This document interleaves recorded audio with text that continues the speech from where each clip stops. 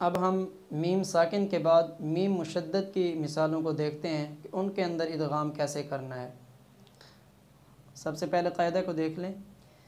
قاعدہ، میم ساکن کے بعد میم شد والی آ جائے تو میم ساکن کو دوسرے میم کے ساتھ، یعنی میم جو شد والی آ رہی ہے کے ساتھ ملا کر پڑھیں گے اور ساتھ ساتھ غنہ بھی کریں گے۔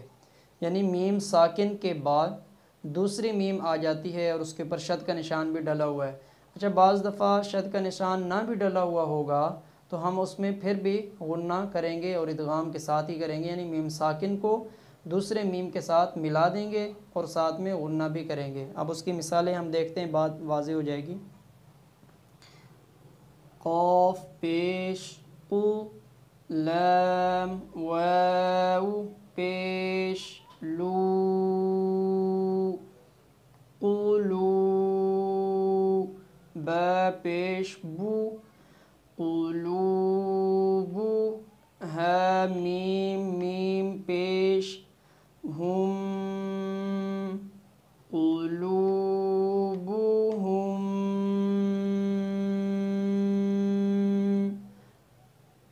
اب یہ میم ساکن ہے، میم ساکن کے بعد دوسرا، یعنی میم ساکن کے بعد میم آ رہی ہے اور میم کے اوپر شد بھی ہے اور اس سے پہلے میم ساکن بھی، یعنی میم ساکن کے بعد دوسری میم شد والی آ رہی ہے، لہٰذا میم پہلی میم کو دوسری میم کے ساتھ ملا دیں گے، ادغام کر دیں گے اور ادغام کرنے کے ساتھ ساتھ غنہ بھی کریں گے۔ قلوبہم،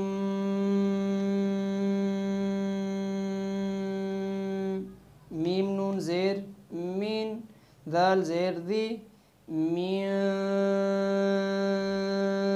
ذی، ذال کاف زیر ذی، را زیر ری، ذی ری، مین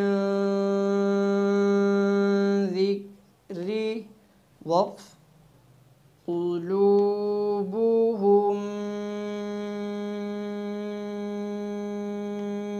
من ذکر، ذکر۔ آگے فا یا زیر فی، ہا میم میم زیر ہم، فیہم،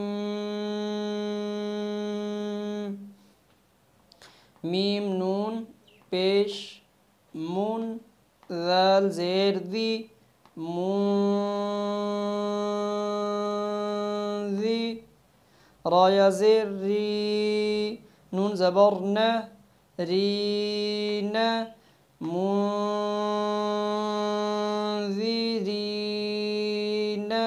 وقف۔ فیہم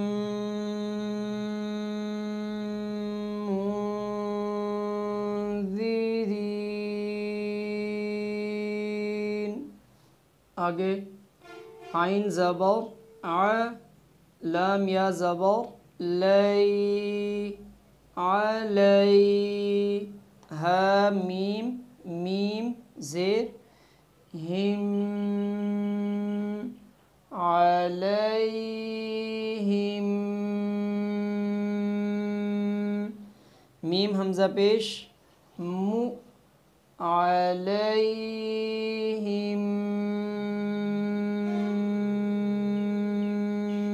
مو، صاد زبر صا، مو صا، دال زبر د، تا دو پیش تن، مو صادتن، وقف۔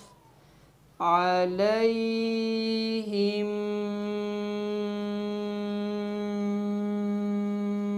مؤصدہ۔ آگے خا زبر خا، لام زبر ل، خال، قاف زبر قا، خالق، خالق، خا بھی موٹا اور قاف بھی، بیچ میں لام ہے، لام کو باریک کرنا ہے، خالق، کاف میم میم پیش کم، خالقکم،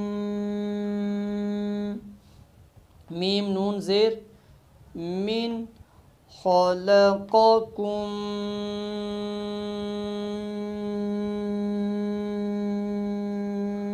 من، وقف کی صورت میں اسی طرح پڑھا جائے گا۔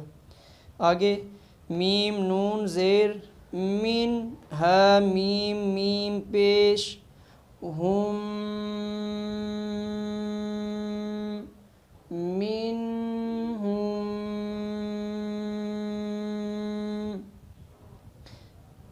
میم یا زیر می، ثا الف زبر ثا می ثا، قاف الف زبر قا می ثا قا،